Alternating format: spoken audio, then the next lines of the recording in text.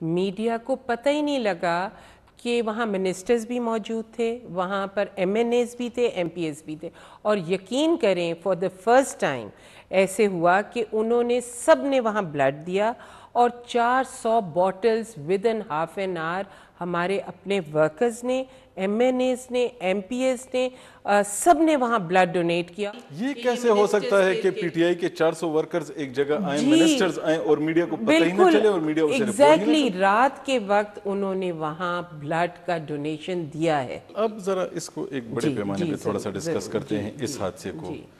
कल मुस्लिम लीग नून के वज़ीर आज़म ने मियां नवाज शरीफ ने ये कहा कि इस किस्म के वाक़यात के बाद अब शायद APC में जो नरम रवैया रखा गया था मुज़ाकरात के हवाले से, वो अब रखना मुमकिन नहीं रहा। तो क्या PTI भी अपने स्टैंड से बैक आउट करेगी या वो मुज़ाकरात के हवाले से उसी तरह जज्बा रखती है जैसे कि वो पहले रख रही थी? PTI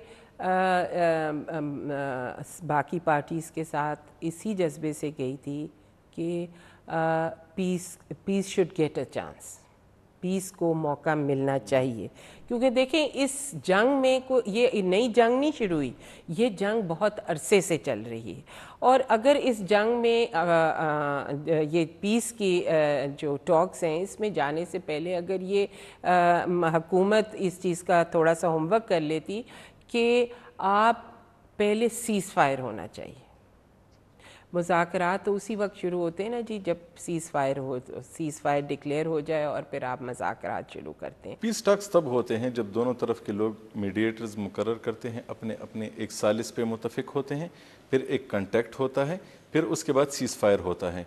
तो अब तक तो उस APC के बाद ना हुकूमत ने ऐसी कोई कोशिश की फेडरल गवर्नमेंट ने, और ना हमने देखा कि आप जो मुज़ाकरात के सबसे बड़े हामी हैं आपकी जमात की तरफ से भी अभी तक कोई ऐसी कोशिश सामने नहीं आई। ये इनिशिएटिव जो है वो जो हमारी गवर्नमेंट भी अगर लेती तो हम भी सबको ऑन बोर्ड लेके ऑब्वियसली हम टॉक्स शुरू करते।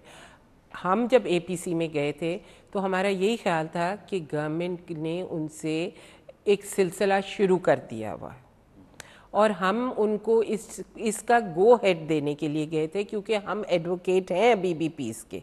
हम चाहते हैं कि पीस हो और मुज़ाकरात से अगर कोई चीज़ हल हो सकती है तो उसको हल किया जाना चाहिए। मुझे ये तो बताएं कि आप मुज़ाकरात की बात करते हैं और ये हमले भी साथ साथ हो रहे हैं, तो आज पूरी सोसाइटी में जो एक सवाल सामने आ रहा है कि एक ऐसी सूरत हाल में कैसे बातचीत हो सकती है जब बहुत मुश्किल है, बहुत मुश्किल है जी। अब जो टॉक्स जो हैं वो अब इस स्टेज पे, इस ख़ास तौर पे इंसिडेंट के बाद, जो कि मेरे ख्याल में इसने, मैं ज़ाती तौर पे समझती हूँ कि हमारे मुल्क की बुनियादें हिला दी।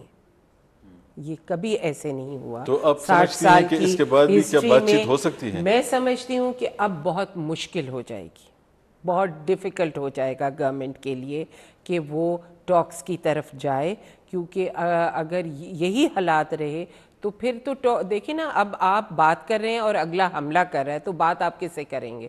सो ऑब्वियसली अब बहुत मुश्किल हो जाएगी और इसको टॉक्स को कंटिन्यू करने के लिए। आप PTI की एक अहम तरीन रुकन हैं। आपने ये कहा कि हम बात करना चाह रहे हैं, अगला हमला कर रहा है।